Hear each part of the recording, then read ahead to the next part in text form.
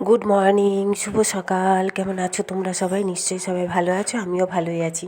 তো এই দেখো বরমশাই স্নান করে পুজো সারছে, কারণ আমার বাঁধা পড়ে গেছে ওই কারণেই। তো যাই হোক, আজকে হচ্ছে মঙ্গলবার। তো আমি বর্ণালী আমার একটা ইউটিউব চ্যানেলের ভিডিওতে তোমাদের সবাইকে স্বাগত জানাচ্ছি। বড়দের জানাচ্ছি প্রণাম, আর ছোটোদের জানাচ্ছি অনেক ভালোবাসা। তো বর্মশাই তো স্নান করে নিয়েছে, 8:30 বাজতে যায়, দেখালামই তোমাদের। তো প্রতিদেবকে বললাম কিছু খেয়ে যাবে, তো অনেক দিন পর বললো ঠিক আছে কিছু একটু বানিয়ে দাও। বানিয়ে দাও বলতে চিড়ার পোলাও করে দেবো, আলু পেঁয়াজ যে ভাজতে দিয়েছি, কেড়িয়া পাতা, চানাচুর হচ্ছে বাদাম, এসব দিয়ে করে দেবো। চিড়েটা ধুয়ে ভিজিয়ে রেখেছিলাম কিছুক্ষণ, তারপরে জল ঝারিয়ে নিয়েছি। তো বর্মশাই খেয়ে দিয়ে ডিউটি চলে গেল। আমি কটা কেচেছি আজকে, জানো তো, কারণ কতগুলো জমেছিল। কিন্তু কি হয়েছে বলো তো, কেচে ধুয়ে যে মেলবো, এখানে তো ইটের টুকরো ফেলছে, এত ধুলো উড়ছে। তবে আজকে এখনও ফেলেনি, জানি না, ওই জন্য বারবার আসছি দেখতে। যদি বেশি ধুলো উড়ে সমস্ত উঠিয়ে নিয়ে চলে যাব। কারণ কি বলো তো, গরমকাল তো, ঘরে মেলে দিলেও শুকিয়ে যাবে, জলটা ঝরার অপেক্ষা। কারণ না হলে না মানে অস্বস্তি করা লাগে, ধুলো নোংরা বিরক্তি লাগে। তো দেখো কত গাছপালা, এই দেখো এগুলো ছিল এই ওপরে। এই যে আমার দিদিভাই, মানে হচ্ছে মেজে জেঠিমা শাশুড়ির বড় বৌমা, যে দিদিভাই বলি, বড় যা, সেই জায়ের ঘরের ওপরের ছাদে ছিল। কোথায় ঘর হচ্ছে বলো তো? ওই যে দিদিভাইয়ের ছাদের ওপরে ঘর হচ্ছে, 3তলার ছাদে, রাস্তার দিকের ছাদটায়। এই গাছগুলো হচ্ছে দাদা, মানে এই মেজে জেঠিমার যে বড় ছেলে দাদা, ওই দাদার গাছ, মানে দাদা লাগিয়েছিল ছাদের ওপরে। কি সুন্দর ফুল হয়েছে দেখো, কত গাছ দেখছো, কত জবা ফুল হয়। তোমাদের সাথে তো আগে শেয়ার করেছি কত বড় বড় জবা ফুল। তো সেই গাছগুলো সমস্ত নামানো হয়েছে, যেহেতু ঘর হচ্ছে তো নামাতে তো হবে। কত আম মুকুল এসছে দেখেছো। আর এখানে হচ্ছে কি বলো তো, সাইড করেও রাখতে হবে, কারণ এখানে তো গাড়ি থাকে না। রাত্রেবেলা 3-4টে বাইক, মানে আমাদের থাকে, কাকা শ্বশুরের থাকে, যার শ্বশুরের থাকে, মানে যার শ্বশুরের ছেলেদের, এইরকম করে করে 3-4টে গাড়ি থাকে। আমাদের তো 3টে গাড়ি থাকে, অবশ্য আমারটা দাদারটা, মানে আমার ভাসুরের গাড়িটা বাড়ির সামনেই থাকে। তো গাছপালাগুলো দেখো কীরকম হয়ে এখানে পড়ে আছে। গাছপালা বড় যত্নের, জানো তো, এদেরকে না সেই ছোট্ট শিশুর মতন লালন পালন করতে হয়। গাছপালা নষ্ট হলে বড় কষ্ট হয়, ওই জন্য এখন আর গাছপালা লাগাই না। যদি ভগবান কোনো দিন বাগান করার বা ছাদ করার সুন্দর করে জায়গা দেয় নিজের, তখন করব, নাহলে না আর।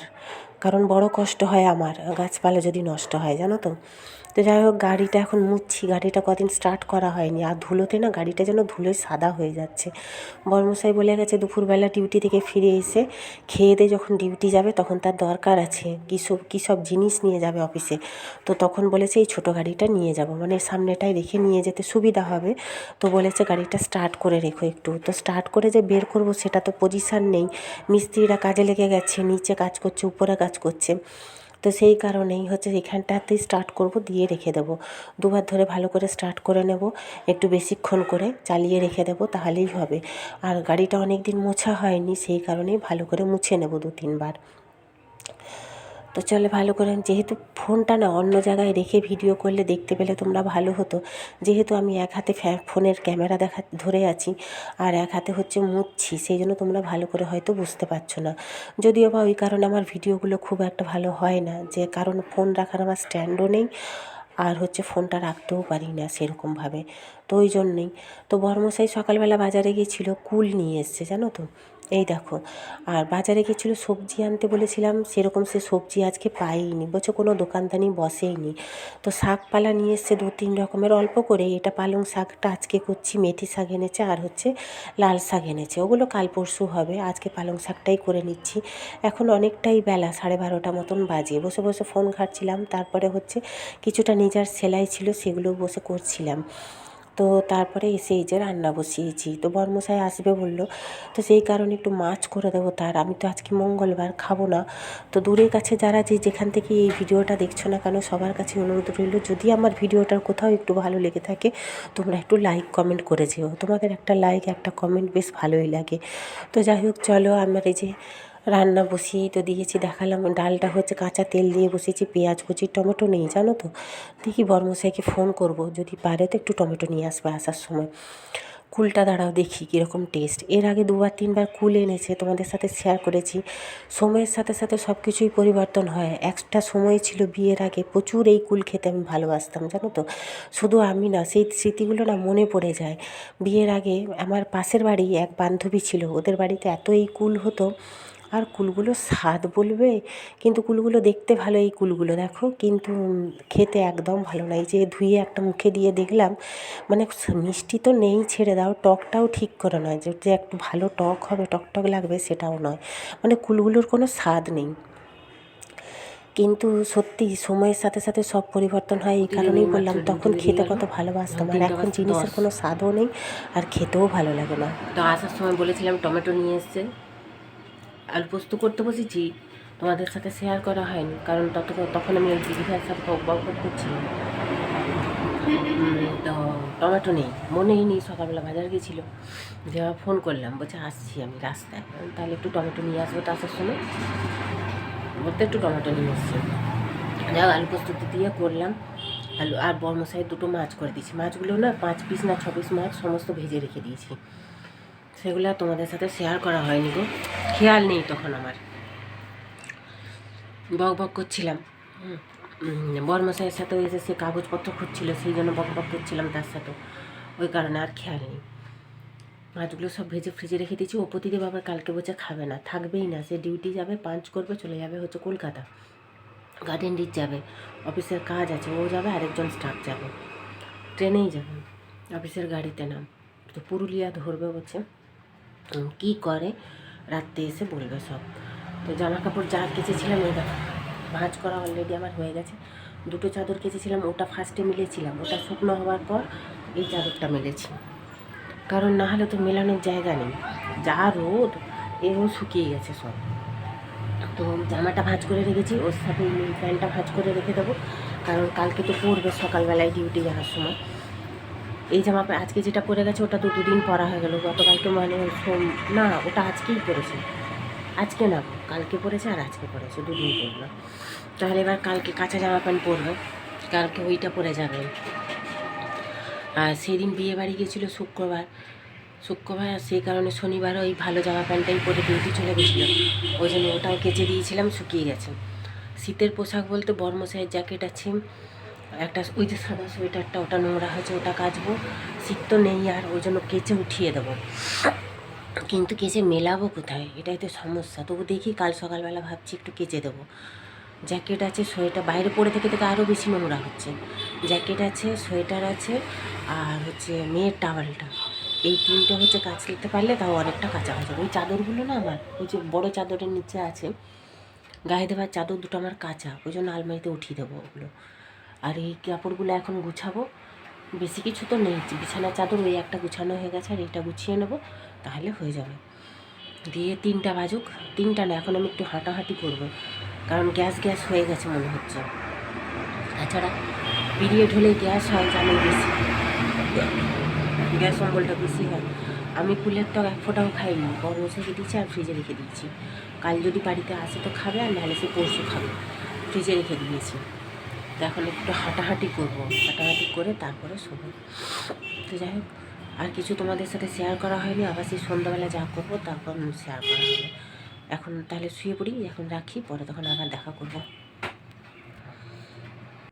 তো গুড ইভিনিং, এখন ওই 7টা মতন বাজতে যায়। আমার পাশের বাড়ি একটা মেয়ে, মানে আমার মেয়ের যে বান্ধবী একদম পাশেই, ওরই দিদি এসে শাড়িগুলো দিয়ে গেল, শাড়িগুলো ফলস পিকো করতে। 7টা বাজে, বর্মশাই আমার এখনও আসেনি আজকে।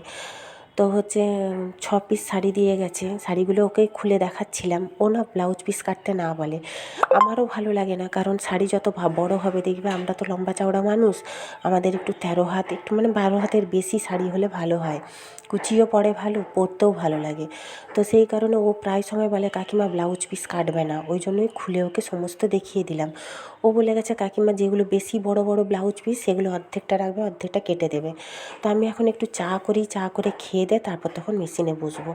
তো এখন কিন্তু 8:30 মতন বাজতে যায়, বর্মশাই এসছেই আজকে দেরিতে, 7:30 কাছাকাছি, 7:20-25 আসার পরে বসলো একটু চা তো খায় না, জল খেলো, বিস্কুট খেলো, খেয়ে দিয়ে বসেছে। তারপরে হচ্ছে বাবু এলো, মানে আমার ভাসুরের ছেলেটা, এসে বলছে কাকাই পড়তে যাবো, দাদা তো নেই, ডিউটি বেরিয়ে গেছে, ওই জন্য ওর কাকাই নিয়ে গেল। তো আমি এই যে ব্লাউজ পিসগুলো কাটবো না জানো তো, সাইডগুলো সমান করবো, এক একটা শাড়ি সাইড সমান করতে যে এতটা কাটতে হয় না, বিরক্ত লাগে। শাড়ি কাটতে আমি একদম ভালোবাসি না, কেন বলো তো, ওই যে বলি আমি লম্বা চওড়া মানুষ, আমার না বড় বড় শাড়ি হলে পরতে বেশ ভালো লাগে।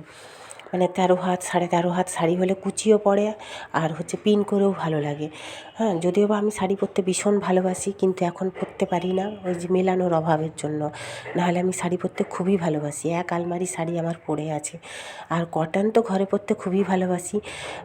তা বলে কী বলো তো, এই যে শাড়িগুলো দিয়ে গেছে, শাড়িগুলো বেশিরভাগই কটন আর বেশ সফট। কটন বলতে একদম সফট কটন যেটাকে বলে।